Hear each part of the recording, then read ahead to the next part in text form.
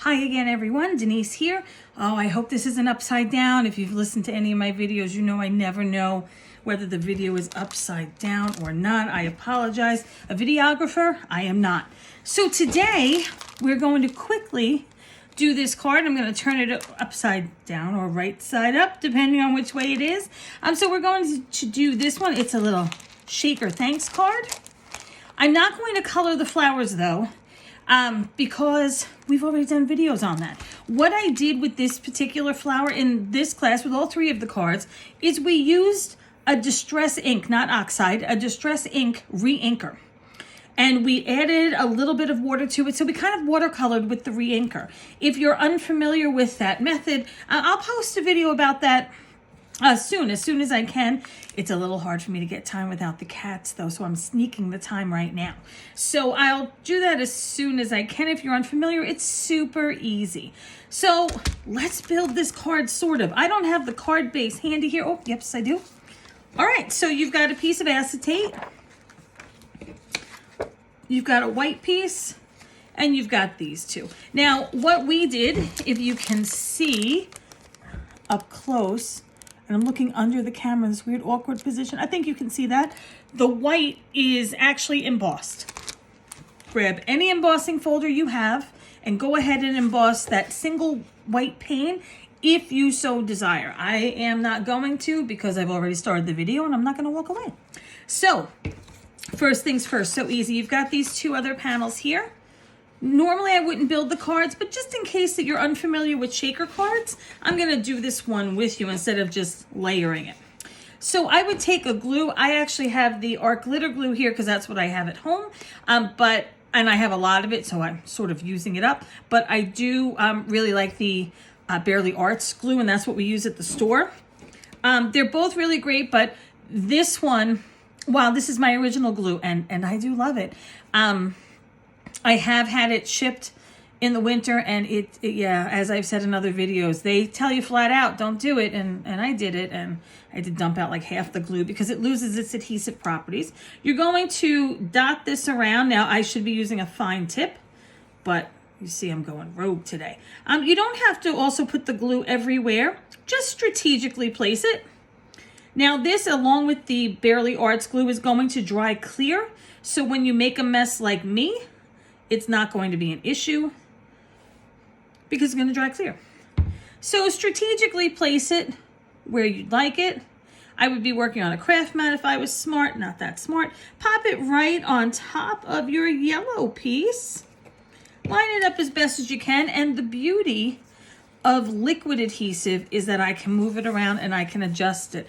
Even if I had a regular tape runner adhesive that was thin enough to get into some of these spaces here, it's a one and done deal, right? I have no second chance. And with the glue I do, and of course you may see the glue now, but you won't later. And the Bearly Arts glue, though, does not freeze in the cold weather, so that's a big sell for me. I'm just kind of using up what I have. I have so much of it hoarded, but I'm just using up what I have for now. You also have a film on this acetate if you bought the kit. So you'll want to take that film off. I just remembered that because I saw it wasn't clear, so good for me on that. And it's on both sides.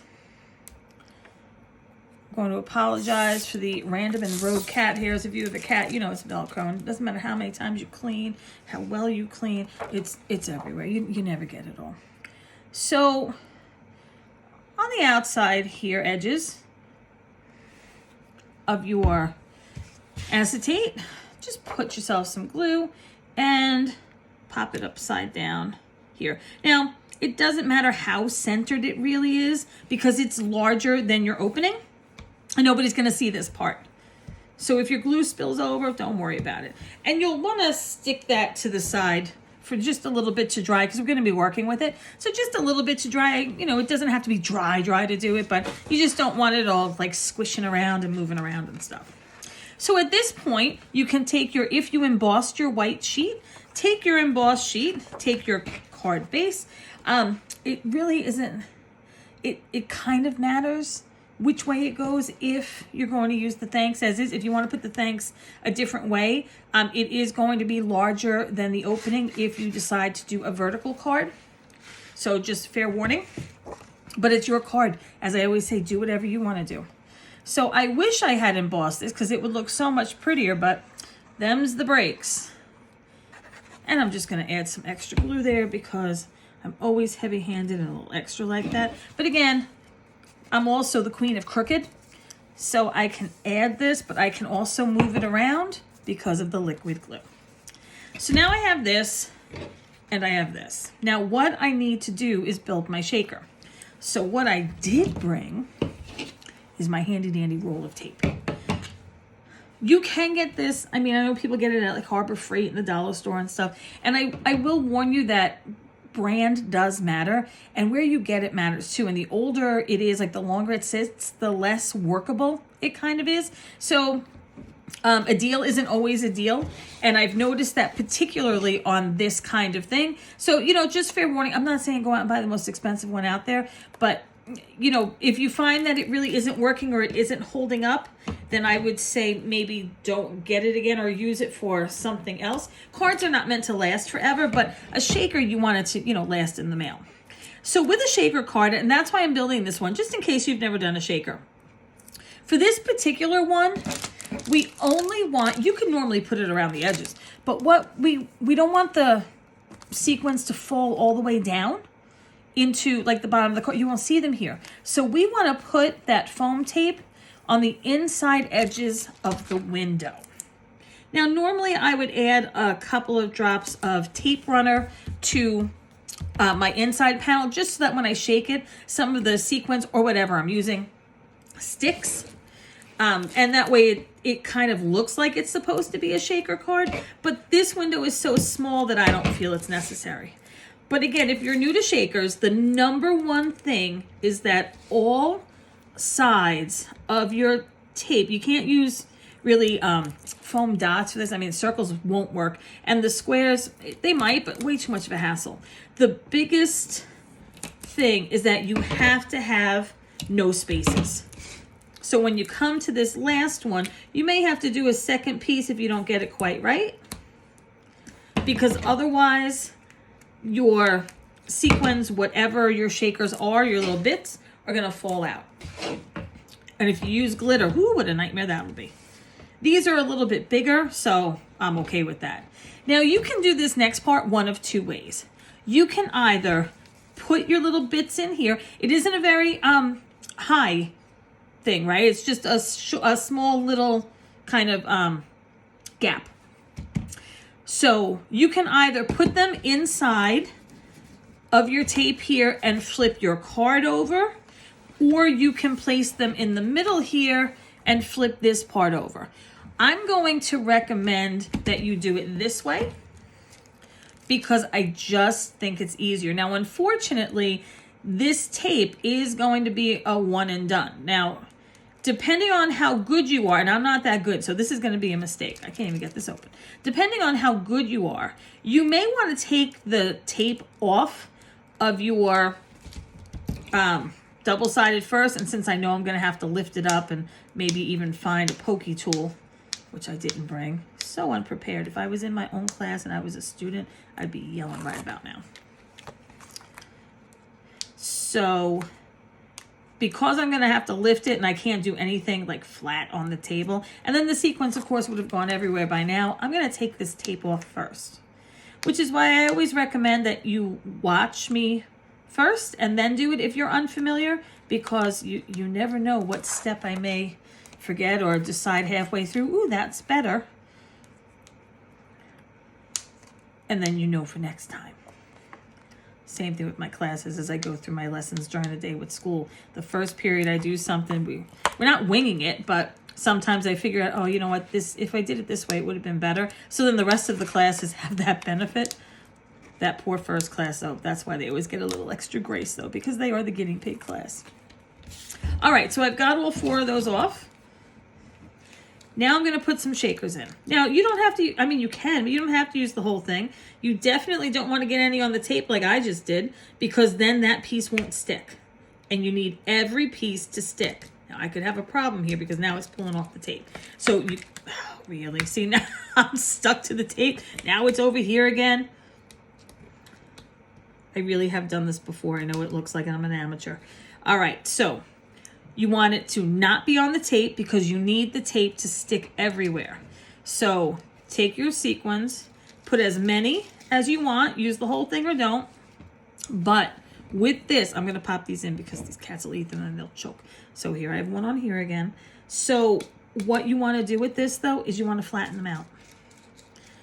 Because if you have them in a pile and you try to put the card on, you're gonna have a problem because it's just not that thick of a gap. So spread them out, take your card.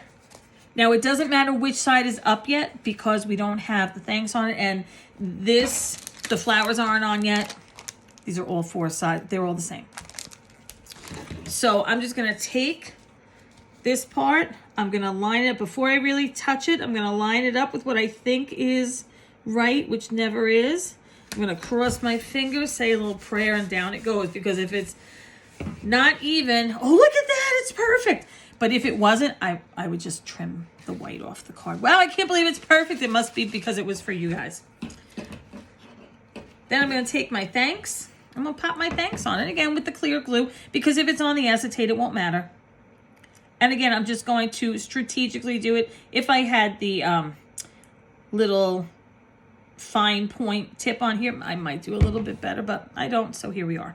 Now, when it comes to the flower shaping, I'm going to refer you back to any of the flower shaping videos that we already have here so that I don't waste your time if you already know how to do it. Again, the way, and this is really, this is it. Shake, shake, shake. But see now, when I hold it up, see now you can see I'm holding it vertical, right? So when I hold it this way, you see how you can still see all the sequins? If we had put the tape on the bottom, which you would normally ring the outside of it because the whole card is a shaker. But for us, it's just this particular window. So you put it around the window so that it doesn't fall everywhere. You want to be able to see it. So for us then, and I shouldn't have shaken it so much because it got stuck on the glue, but that's okay. So for this, where I put the flowers is where I put them. You put them wherever you want. I built them like this. I built them with the two largest together and offset, and the two smallest on either side with a leaf sticking out of each. Now you'll see as I turn this over, you may be able to see that the leaf is sticking out a little bit on each side. You want to be sure not to do that. I can do it because it's a sample, but you don't want to do that because it won't fit in the card. You'll either have to snip it or you'll have to fold it. So be sure that it fits in your card and that you're doing what you need to do so that you don't have to cut anything off that you really like. You can put these flowers anywhere you want. I tend to go with a bottom cluster. It just seems to be my go-to that I feel like I can't break out of. I generally build them like that. If you want to make one flower and put them all in there, have at it. You want to put two here and one here, have a good time. You don't want the leaves, don't use them. You want to color these orange because you don't like yellow or because you don't have it, or you want to create a complementary color or an opposite, a contrasting color. It's your card. Do whatever it is you'd like to do. But that's really it to this card. That's really it. I just have to put, there we go. I just have to put the flower and I'm done. How easy was that, right? It's so easy when you have the pieces. So I hope that this was helpful for you, and I look forward to seeing you in a class soon, whether it's going to be one of our hopefully upcoming online classes or in the store so we get to meet you. Thanks everyone. Have a great day.